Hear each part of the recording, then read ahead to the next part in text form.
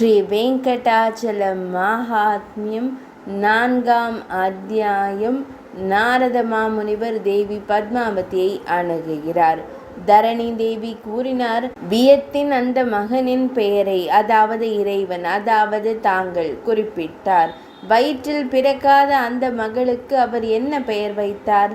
சூதமா முனிவர் கூறுகிறார், இவ்வாறு கேட்கப்பட்ட போது பிரபஞ்சத்தின் தலைவரான ஸ்ரீ வராக சுவாமி மீண்டும் கூறினார். வராக சுவாமி கூறினார், புத்திசாலி மன்னரான ஆகாசராஜனே, தாமரையின் மீது படுத்திருக்கும் அந்த பெண்ணை கண்டு அந்த பூமியின் மகளை பத்மினி என்றழைத்தார். அவள் இளமையின் உச்சத்தை அடைந்தாள். அவள் ஒரு காலத்தில் கிளிகள் மற்றும் குக்கூக்களின் சப்தங்களுடன் எதிரொலிக்கும் ஒரு தோட்டத்தில் விளையாடி கொண்டிருந்தாள். நாரதர் என்ற சிறந்த மாமுனிவர் தற்செயலாக அங்கு வந்தார். காட்டு தெய்வத்தை போல தோன்றிய அவளை கண்டு நாரத மாமுனிவர் ஆச்சரியம் கொண்டு இவ்வாறு கூறினார். நாரத மாமுனிவர் கூறினார், நீ யார்? கோழை பெண்ணே, யாருடைய மகள் நீ? உன் கையை எனக்கு காட்டு. இவ்வாறு கேட்கப்பட்ட போது வசீகரமான கை கால்கள் கொண்ட அந்த பெண் தன்னை முனிவரிடம் அறிமுகப்படுத்தி கொண்டார். பிராமணரே, நான் மன்னர் ஆகாசராஜனின் மகள். எனக்கு என் உள்ளங்கையில் என்ன நல்ல அடையாளங்கள் உள்ளன என்று கூறுங்கள். இவ்வாறு கேட்கப்பட்ட போது நாரத மாமுனிவர் இவ்வாறு கூறினார். நாரதர் கூறிய அன்னை பத்மாவதி தேவியின் உடல் அடையாளங்கள். நாரத மாமுனிவர் கூறினார், அழகான முகத்தை கொண்ட பெண்ணே, கேட்பாய். உன் தனித்துவமான அம்சங்களை நான் கூறுவேன். உன் பாதங்கள் நல்லவை, சிறந்த புருவங்களை கொண்ட பெண்ணே. அவை மென்மையான இதழ்களை கொண்ட சிவப்பு தாமரைகளை போன்றவை. கால் விரல்கள் சிவப்பு நிறமாகவும் நேராகவும் சமமாகவும் உள்ளன. சிவப்பு நிறமாகவும் உயர்ந்த பெட்டகம் போன்ற நகங்களை கொண்டுள்ளன. கணுக்கால்கள் சீரானவை மற்றும் மறைக்கப்பட்டவை. அற்புதமான தண்டுகள், முடி இல்லாதவை. முழங்கால்கள் சமமாகவும் மிகவும் மென்மையாகவும் பளபளப்பாகவும் இருக்கும். தொடைகள் சமமாகவும் படிப்படியாக தடிமனாகவும் இருக்கும். பிட்டம் பெரியதாகவும் தடிமனாகவும் இருக்கும். இடுப்புகள் சிந்திக்க தூண்டும். தொப்புள் வட்டமாகவும் அழகாகவும் இருக்கும். இரு பக்கங்களும் தடிமனாகவும் இருக்கும். சுருள் முடியுடன் பிரகாசிக்கும் தோளின் 3 மடிப்புகள் காரணமாக நடுப்பகுதி கவர்ச்சிகரமானது. மார்பகங்கள் குண்டாகவும் அடர்த்தியாகவும் முளைக்காம்புகள் உள்ளே மூழ்கியும் நீண்டு கொண்டிருக்கும். உங்கள் கரங்கள் தாமரை ரேகையுடன் உள்ளங்கையில் சிவப்பு தாமரையின் பளபளப்பை கொண்டுள்ளன. அவை நேரான மற்றும் சீரான விரல்களால் மென்மையாக இருக்கும். ஒன்றாக வைக்கப்படும் போது சிறந்த சிவப்பு மூட்டுக்களுடன் இருக்கும். விரல்களுக்கு இடையில் இடமில்லை. கரங்களில் நகங்கள் கிளியின் அலகுகள் போன்றவை. உங்கள் கரங்கள் இதனால் பிரகாசிக்கின்றன. உங்கள் கரங்கள் ஒரு பூவின் தண்டு போல நீளமாகவும் மென்மையாகவும் இருக்கும். மென்மையான பெண்மணியே, உங்கள் முதுகு பலிபீடம் போல் தெரிகிறது. நடுப்பகுதி மென்மையானதாக இருக்கிறது மற்றும் நேரானது. கழுத்து சிவப்பு மற்றும் நீளமானது. அற்புதமான பெண்ணே, மற்றும் தோள்கள் கீழ் நோக்கி குனிந்துள்ளன. முகம் எப்போதும் இனிமையானது மற்றும் கருப்பு புள்ளிகள் ஏதுமில்லாமல் சந்திரனின் பளபளப்பை கொண்டுள்ளது. கன்னங்கள் தங்க கண்ணாடியை போல காதணிகளால் பிரகாசமாக பிரகாசிக்கின்றன. அற்புதமான முகம் கொண்ட பெண்மணியே, தங்கள் மூக்கு எள் செடியின் பூவின் வடிவத்தை கொண்டுள்ளது. உங்கள் நெற்றி மிகவும் வசீகரமானது. 8வது நாளில், அதாவது 15 தினங்களில் 8வது நாளில் களங்கமற்ற சந்திரனை போன்றது.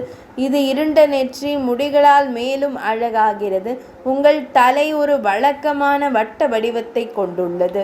இது முடிகளை கொண்டுள்ளது. உங்கள் முகம் பிம்பாப்பழம் போல உங்கள் உதடுகளால் பிரகாசிக்கிறது. நீங்கள் புன்னகைக்கும் போது பற்கள் மின்னுகின்றன. உங்கள் முகம் பகவான் ஸ்ரீ மகாவிஷ்ணுவிற்கு பொருந்தும் என்பது எனது திட்டவட்டமான முடிவு.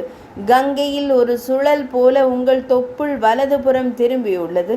நீங்கள் திருப்பார்கடலில் பிறந்த லக்ஷ்மி தேவியை போல் இருக்கிறீர்கள். வராக சுவாமி கூறினார். இவ்வாறு கூறி அவர்களால் வணங்கப்பட்ட பிறகு நாரத மாமுனிவர் மறைந்து விட்டார். இதை கேட்டதும் அவளுடைய தோழிகளும் உதவியாளர்களும் பணிப்பெண்களும் தங்கள் தோழி தேவி பத்மினியிடம் கூறினார்கள், இது வசந்த காலத்தின் வருகை. மலர்களை சேகரிக்க பூங்காவிற்கு செல்வோம். கர்ணிகாரங்கள், விதம் விதமான மரங்கள் மற்றும் மலர்கள் மற்றும் பத்மினிகள் என்றழைக்கப்படும் சிறந்த தாமரை மலர்கள் அங்கு உள்ளன. வெள்ளை நீர் அல்லி, மல்லிகை இவை மலர்வதில் ஒன்றோடு ஒன்று போட்டியிடுகின்றன. மிகவும் இனிமையான மற்றும் அழகான இந்த பூங்காவில் மலர்களை சேகரிக்கலாம். பத்மாவதி தேவி தனது தோழியருடன் மற்றும் உதவியான பணிப்பெண்களுடன் மலர் வனத்திற்கு புறப்படுதல். இதை கூறிவிட்டு அவர்கள் மன்னன் ஆகாசராஜனின் திருமகளுடன் பூங்காவிற்கு சென்றனர். அவர்கள் இங்கும் அங்கும் சுற்றி திரிந்து மலர்களை சேகரித்தனர். அவர்கள் ஒரு குறிப்பிட்ட யானையை கண்டார்கள். அது தனது 2 வெள்ளை மற்றும் மின்னும் தந்தங்களுடன் பிரகாசமாக பிரகாசித்தது. அது புத்திசாலித்தனமான யானையாக இருந்தது. அது மிகுந்த புத்திசாலித்தனம் நிறைந்திருந்தது. அவரது அகன்ற கன்னங்களிலிருந்து 2 இக்கோர் நீரோடைகள் பாய்ந்தன. அவர் தூசி துகள்களால் உடல் முழுவதும் சிதறி கிடந்த உயரமானவராக இருந்தார். பசு யானைகளின் கூட்டங்கள் அவருடன் இருந்தன. அவரது நாக்கின் நுனியிலிருந்து சீறிக்கொண்டே அவர் தனது தும்பிக்கையிலிருந்து வெளியேறும் தண்ணீரை தனது முகத்தில் தெளித்தார். அவரை கண்டதும் அவர்கள் அனைவரும் பயந்து ஒரு மரத்தை அடைக்கலத்திற்காக நாடினர். இதற்கிடையில் அவர்கள் உடனடியாக ஒரு சிறந்த குதிரையை கண்டார்கள். வேட்டையின் போக்கில் ஸ்ரீனிவாச பெருமாளின் மலர் வனத்தின் வருகை. குதிரை களங்கமற்ற சந்திரனைப் போல வெண்மையாக இருந்தது. அது தங்க பொறிகள் மற்றும் உடைகளால் நன்கு அலங்கரிக்கப்பட்டிருந்தது.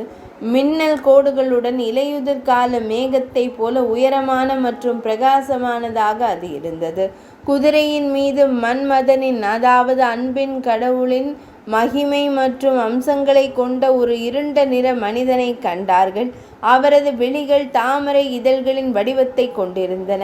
அவை அவரது செவிகள் வரை நீண்டிருந்தன.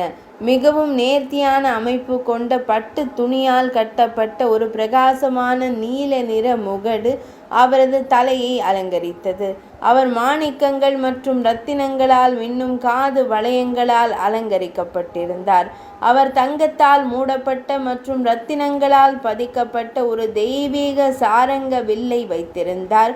அவர் மற்றொரு கரத்தில் அவர் ஒரு அழகிய தங்க அம்பை பிடித்திருந்தார். அவரது இடுப்பு மஞ்சள் நிற பட்டு துணியால் மூடப்பட்டிருந்தது. இடையில் மஞ்சள் நிற பட்டாடையை அணிந்திருந்தார். அவர் நகைகள் அணிந்த வளையல்கள், கரங்கள் மற்றும் இடுப்பு பட்டையால் பிரகாசித்தார். வலது புறம் திருப்பம் கொண்ட ஒரு முடி சுருட்டை அவரது அகன்ற மார்பில் பிரகாசித்தது. அவர் தோளில் பிரகாசிக்கும் தங்க புனித நூலால் வசீகரமாக இருந்தார். அவர் ஒரு ஓநாயை வேகமாக துரத்தி கொண்டிருந்தார். அவரை கண்டதும் கன்னி பெண்கள் ஆச்சரியத்தால் வியந்தனர். அவர்கள் அங்கேயே நின்றனர்.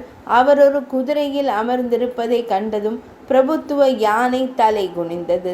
தும்பிக்கையை தூக்கி திரும்பி காட்டிற்கு எக்காலம் ஊதிக்கொண்டு சென்றது.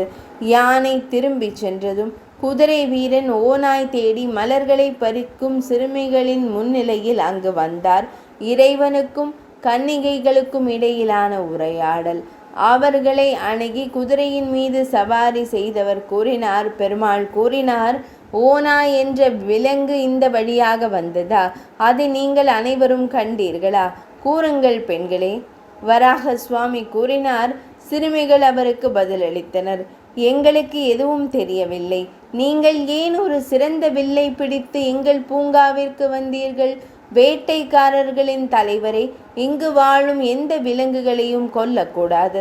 மன்னர் ஆகாசராஜரின் பாதுகாப்பு அதிகார வரம்பில் உள்ள இந்த பூங்காவிலிருந்து விரைவாக வெளியேறு. அந்த கன்னிகைகளின் வார்த்தைகளை கேட்டதும் அவர் குதிரையிலிருந்து இறங்கினார். நீங்கள் எல்லோரும் யார்? இந்த தாமரை போன்ற கன்னி யார்? அவளுக்கு அற்புதமான அழகு இருக்கிறது. அவளுடைய எல்லா அவயவங்களும் கவர்ச்சிகரமானவை. அவளுடைய மார்பகங்கள் குண்டாகவும் நீண்டு கொண்டும் உள்ளன. கூறுங்கள். அதையே கேட்ட பிறகு நான் மலையில் உள்ள என் வசிப்பிடத்திற்கு திரும்புவேன். அவரது இந்த வார்த்தைகளை கேட்டதும் தரணி தேவியின் மகள் பத்மாவதியின் தோழியும் உதவிக்கு வந்த பணி பெண்ணுமான ஒரு பெண் அந்த வேடனிடம் கூறினாள், இவள் மன்னன் ஆகாசராஜனின் திருமகளாவாள். அவள் பூமியின் குடலில் இருந்து பிறந்தாள். வீரனே, அவள் எங்கள் தலைவி. அவள் பெயர் பத்மினி. அழகான அம்சங்களை கொண்ட இளைஞனே, உன் பெயர் என்ன? நீ யாருடைய மகன்? உன் சாதி என்ன? உன் குடியிருப்பு எங்கே? நீ ஏன் இங்கு வந்தாய்? இவ்வாறு கேட்கப்பட்ட போது அவர் தனது தாமரை போன்ற முகத்தில் புன்னகையுடன் அவர்களுக்கு பதிலளித்தார். பண்டைய மரபுகளை அறிந்தவர்கள் எங்கள் குடும்பம் சூரியனின் குடும்பம் என்று கூறுகிறார்கள். எங்கள் பெயர்கள் எண்ணற்றவை. அவர்கள் கற்றறிந்த மனிதர்களை புனிதப்படுத்துகிறார்கள். நிறம் என்ற பெயரால் துறவிகள் நான் கிருஷ்ணர் என்று கூறுகிறார்கள். எனது சக்கரம் சூரர்களின் எதிரிகள் மற்றும் பிராமணர்களை வெறுப்பவர்களின் மனதில் பயத்தை ஏற்படுத்துகிறது. எனது சங்கம் சப்தத்தை கேட்டதும் எதிரிகள் குழப்பமடைகிறார்கள். அழியாத உயிரினங்களிலேயே கூட எனக்கு நிகரான வில் இல்லை. அவர்கள் என்னை வேங்கடாத்ரியில் வசிக்கும் மக்களின் தலைவன் என்று அழைக்கிறார்கள். அந்த மலையின் முகட்டில் இருந்துதான் என் நிஷாத சீடர்களால் நான் சூழப்பட்டேன்.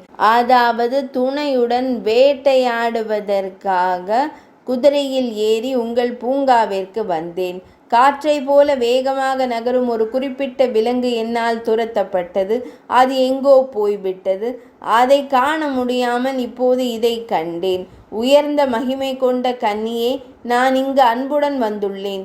இந்த கன்னியை என்னால் பெற முடியுமா?